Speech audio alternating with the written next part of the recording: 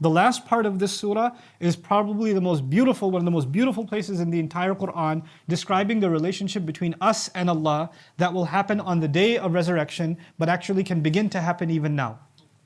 That can begin to happen even now. And this is one of the most intimate, beautiful places in the Quran. Notice where we are, and I'll explain this at the end in terms of the sequence of the surah. It's really divided into 5 parts. But the first part was about a human being struggling to come close to Allah by the ritual of what? You remember? The ritual of Hajj. And then the middle part was a person whose nafs has not attained tranquility. They're turbulent. They're all over the place. They're indulged in themselves. They haven't found Allah yet. And now the 5th part of the surah, 1, 3, and 5, the 5th part of the surah, once again, is actually those who have attained that tranquility. The first one was attempt to attain that tranquility in this world by the ritual of Hajj. And the last one is actually having attained that tranquility when we meet with Allah. So they've succeeded in attaining that tranquility. May Allah make us all min al-nufus al-mutma'inna. Ya ayyatuha an-nafs al-mutma'inna. Oh, literally Allah is addressing it, and addressing it in the most dignified way. Oh, honored, I would add the word honored because ayyatuha is used, not ya nafs al-mutma'inna. Because if the munada was there by itself, that's something else. Ayyatuha is actually an extension. And the extension is done to actually honor it even more, to call its attention even more. You know, when Allah speaks, everybody listens on Judgment Day. And the ha, they say litanbih, to get the attention. But Allah goes out of His way to get the attention of this, even though He doesn't have to do that. Like He doesn't say, Ya ayyuhal ma'ashar lil jinni wal ins. He says, Ya ma'ashar al jinni wal ins. Gathering of human beings and jinn and human beings on Judgment Day. But here He says, Ya ayyatuha nafs al-mutma'inna. Meaning He dignifies the nafs and especially calls it, this person, this individual. And then He says about him, al-mutma'inna. Let me explain what, they say it's the tranquil soul. That's how they translate this, right? I don't like the word soul here. We'll say person for now.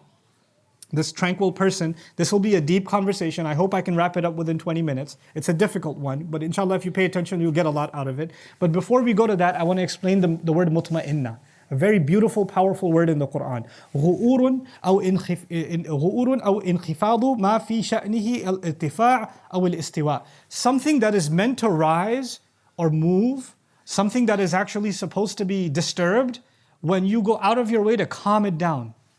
You know, like for example, when a child is hyperventilating, you know, and then you do something to calm the child down, then you've given tama'nina to the child. You've calmed them down. Or if water or the milk was rising and you turned the stove off and it calmed down, that was tama'nina. Something that was meant to rise, meant to erupt, and it was settled down. Allah describes the nafs as something that wants to erupt all the time. It has temptations, desires, urges, hungers, appetites that are constantly waiting to erupt. And when it came before Allah and it submitted itself to Allah, Allah gave all of those urges a calm, and He settled them down, and He gave him control. أيتها النفس المطمئنة. A person who was able to remain calm and keep themselves under control, not let their temper take hold of them, or their greed take hold of them, or their lust take hold of them. This is the nafs al-mutma'inna that Allah honors and addresses at the end. How are we going to attain that nafs? Inshallah, we'll talk about that today. How do you attain that nafs that becomes at ease, that is not constantly worried about itself, that isn't so consumed? But for now, listen to this. Irji'i ila rabbiki. Return back to your Rabb. Come back to your Rabb. Irji'i ila rabbiki. Our journey in humanity began when Allah created us, and when we were created, Allah asked us a question. Alastu bi rabbikum? Am I not your Rabb? And we said, of course you are. And then our souls were taken and put inside of our mothers. And then from there, Allah ثُمَّ السَّبِيلَ يَسَّرَهُ made the way open for us to come out of our moms. We lived this life and our nafs went through all kinds of things. And at the end of it all, Allah goes back to where it all began. Come back. Come back to your Rabb. Irji'i ila rabbiki. And you know, we've left everything else behind now. You don't get to take your home with you. You don't get to take your money with you, your clothes with you. You don't get to take anything with you. It's just you and Allah. That's it. That's all there is. It's you and Allah. And when He calls you, if you leave things behind, you worry about the things you left behind. Right? I miss, you know, when our kids travel, they say sometimes we miss home. All right, and they come home and like, I miss this toy, or I miss this, or I miss that. We don't want to leave the things behind. We leave loved ones behind. We leave family behind. We leave homes behind. But when Allah Azza wa Jal calls, Allah says, come to your Rabb, radiyatan, completely content. You're in a state that this is the hal of the nafs, content, happy. No dissatisfaction, no disturbance whatsoever. Radiyatan. Meaning you're happy that you come back to Allah and there's no greater joy that you've experienced. Surah Al-Najm says this so beautifully, wallahi al-azim. It's one of the most remarkable things I've ever read about Allah, meeting with Allah. He says, وَأَنَّهُ هُوَ أَضْحَكَ وَأَبْكَى أَنَّ إِلَىٰ رَبِّكَ الْمُنْتَهَى وَأَنَّهُ هُوَ أَضْحَكَ وَأَبْكَى. The final end is when you go back to Allah, to your Rabb. And when you do, He's the one who makes you laugh and He's the one who makes you cry. When we meet with Allah, the joy of it will make us laugh. And at the same time, the overwhelming feeling of it will make us cry. وَأَنَّهُ هُوَ أَضْحَكَ وَأَبْكَى. This is the power of the meeting with Allah Azza wa Jal. Here he says, radiyatan, completely content. Then he adds, because just because you're happy with Allah, doesn't mean Allah is happy with you. So he adds, mardiya. Mardiya has two meanings, not one.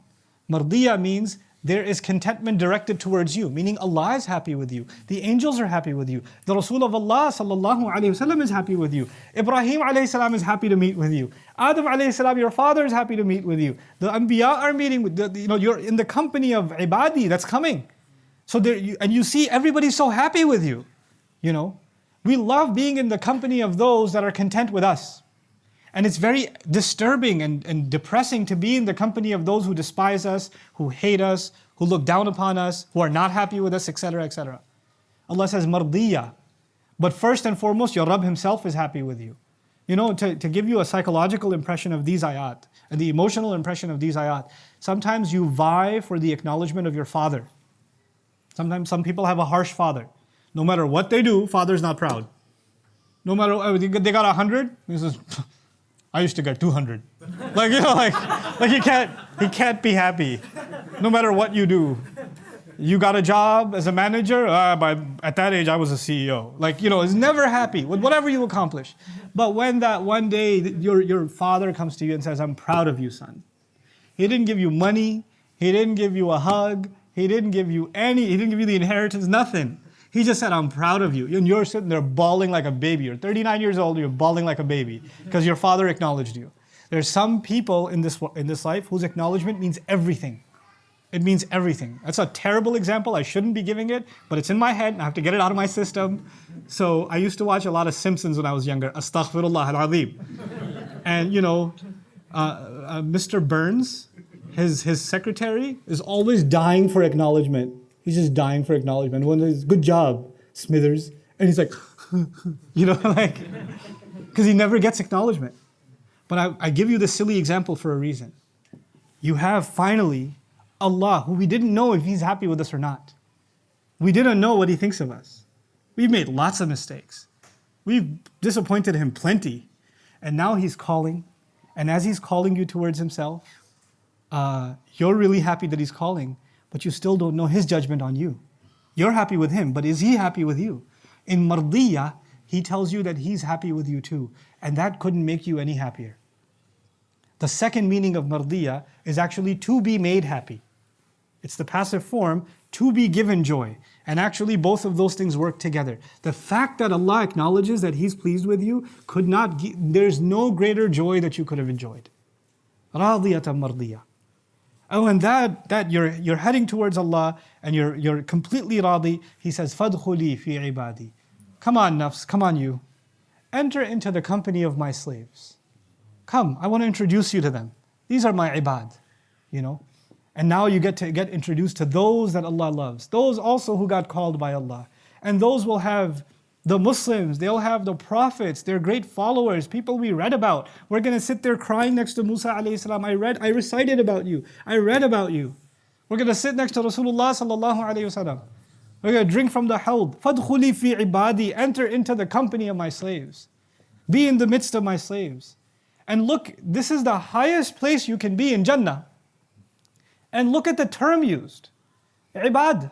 Abd is the lowest term found for any title a human being can hold. Human beings, you can have any job or any role. No role or no job you will ever have is lower than what? Slave. Slave is the lowest it goes. Nothing goes lower than slave. Okay? And yet, what Allah Azza wa Jal does is when you are slaves of Allah, this lowest term in the world, there is no higher title. There's no higher title than slave of Allah.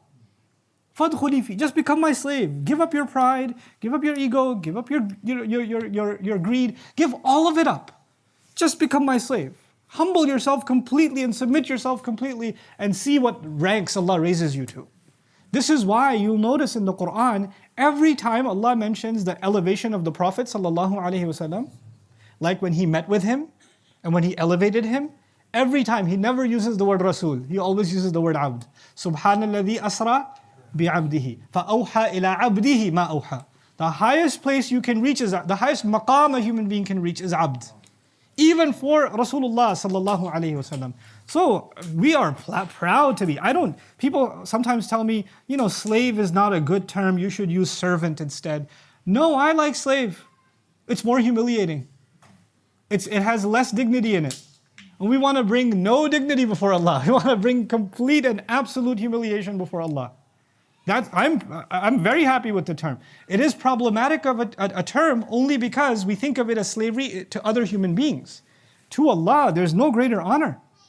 And the other reason I don't like service or servant is because service is associated with time and place and job description. If you're serving your company and you're an accountant, you're not expected to mop the floor. That's not part of the service you provide. And service is certain hours. At certain hours you're a servant, other times you're off. When is a slave a slave? Always. And what is a slave's job description? Anything the master says. That's us and Allah. We're not servants. The servants is less. We're slaves. And we're honored to be slaves. He says, فَادْخُلِي فِي عِبَادِي. Then he says, وَادْخُلِي جَنَّتِي. Look at the sequence. I want you to appreciate the sequence that's happened here. The first thing he said was, you are pleased with who? Allah. Come towards Allah Himself. The first introduction is to Allah Himself. That's the greatest gift in the akhirah. The company of Allah and the meeting with Allah and knowing Allah is happy with you and you're happy with Allah. That's the greatest gift. The second greatest gift is you get to meet the others who preceded you. And others who've also been made happy by Allah Azza wa Jal. فَادْخُلِي فِي عِبَادِي. And then the third item is وَادْخُلِي جَنَّتِي. Enter my Jannah.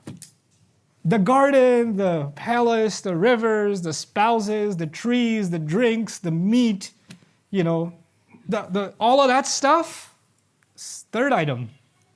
The first item was Allah, then His slaves, and then, and only then, do these things mean anything. This is Allah's way of teaching us something. You can have the greatest wealth in the world. You can have rivers and gardens. You can have artificial waterfalls in your backyard. You can have palaces. You can have, a beautiful spouse or great car, or you can have all the luxuries that Quran talks about in Jannah. You can get some version of it here. You can get it. But if Allah's company isn't there and the company of the righteous isn't there, none of that means anything. That's not Jannah. That is not Jannah. فَادْخُلِي جَنَّتِي. Then وَادْخُلِي جَنَّتِي, and enter my Jannah.